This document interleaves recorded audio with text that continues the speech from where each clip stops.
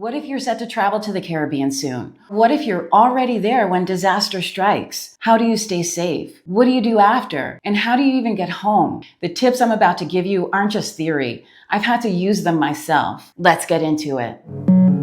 You've heard the news reports from the media. Initial estimates show the storm has killed dozens across Haiti and Jamaica. Melissa is one of the strongest storms the region has ever seen. And even independent journalists here on YouTube like Jonathan Petramala. What we've seen so far is as bad as we feared. The worst hurricane for I born.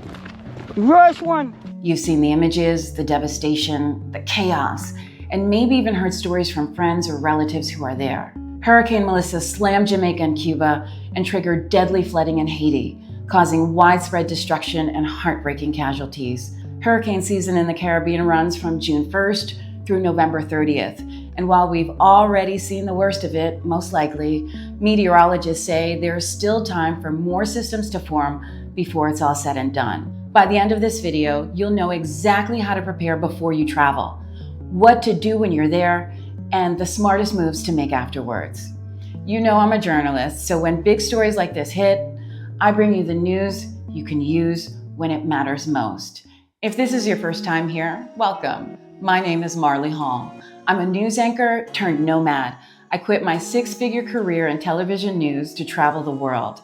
And now on this channel, I share travel hacks and tips, destination guides, inspiration, and everything you need to know to reinvent your life through travel. So go ahead and hit subscribe. As someone who's been traveling to the Caribbean for decades, trust me, the tips I'm about to give you aren't just theory. I've had to use them myself. I was in Montego Bay, Jamaica back in 2005 when Hurricane Emily, a Category 4 storm, passed just south of the island.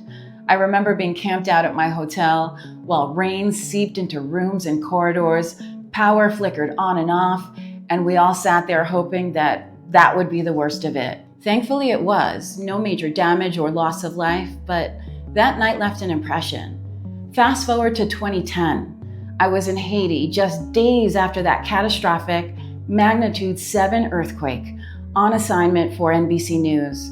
There was no infrastructure, no accommodations, limited access to food and clean water. I literally slept on the tarmac at the airport in Port-au-Prince for days. I even survived the magnitude 5.9 aftershock that followed days later, and that was terrifying. And later, during my tenure as a CBS News national correspondent, I covered countless weather events in the US, from hurricanes and storms, to nor'easters and blizzards, to tornadoes. Those experiences could be their own video, but in this one, I'm breaking down my hurricane season survival guide for travelers into 3 parts. Before you travel, how to prepare before a trip during hurricane season. If you're already there, what to do when a storm or weather event actually hits. And the aftermath, what to do after it's over and how to get home safely. Let's get into it. First off, let's talk timing. The Atlantic hurricane season officially runs from June 1st to November 30th. Peaking around September and October. If you're planning a trip to the Caribbean during that time, here's what you need to know before you go, and stay tuned because after this, I'll tell you what to do if you're already there when disaster strikes. First, check official advisories.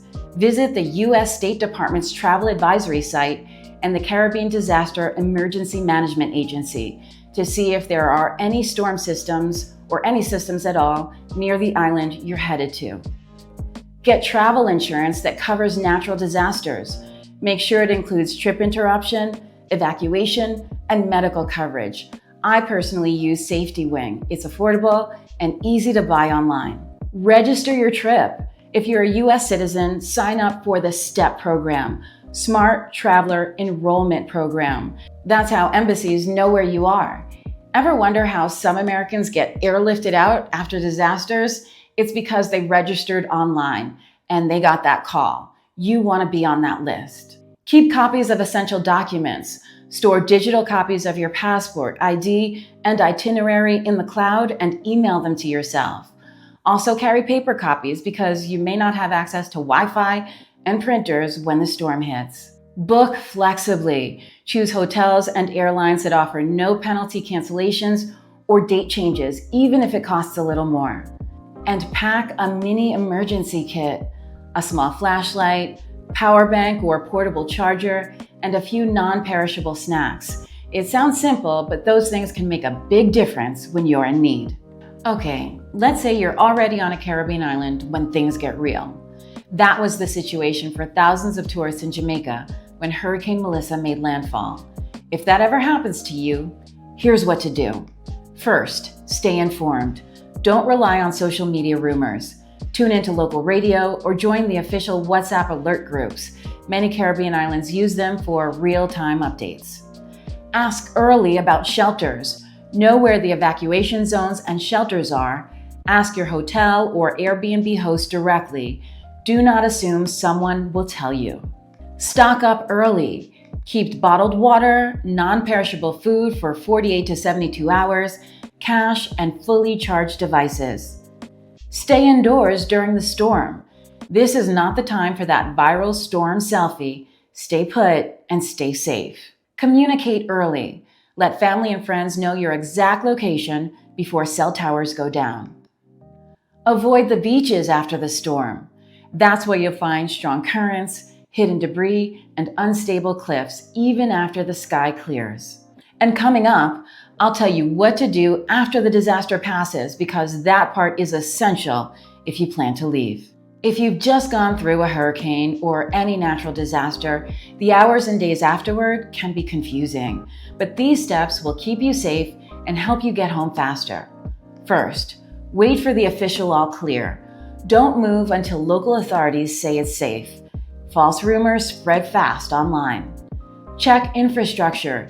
Even if skies are blue, airports, ferries, and roads may still be closed or damaged. You may need to make alternate travel arrangements. File your travel insurance claim immediately. Contact your provider as soon as possible. Save receipts, take photos, note dates of canceled flights or damaged belongings, because documentation is everything. Be sensitive with your content. If you're filming or posting, show empathy for locals who've lost homes or loved ones. Remember, for them, this isn't just footage. Support local recovery. If it's safe to stay, spend money at small businesses, local guest houses, and restaurants. Every dollar helps communities rebuild. And remember, as travelers, the inconvenience to us is nothing compared to what the people who live there are going through. Before I wrap up, I just want to take a moment to say, my heart truly goes out to everyone affected by these recent storms. The Caribbean isn't just a place I visit, it's home. I'm Haitian, and seeing the loss of life and devastation in Haiti, Jamaica, and across the region hits especially close to home. Having covered many natural disasters, I have a pretty good idea of what people are going through, the fear, the uncertainty, and the incredible strength it takes to rebuild. So if you're watching from one of the affected areas, please know that you're in my thoughts and in my prayers. I always say travel is freedom, but real freedom comes from being knowledgeable and prepared. You can't live your dream life if you're not safe. So, have you ever been caught in bad weather while traveling? Tell me about it in the comments. And if you found this video helpful, give it a like, subscribe to this channel, and check out this next video right here.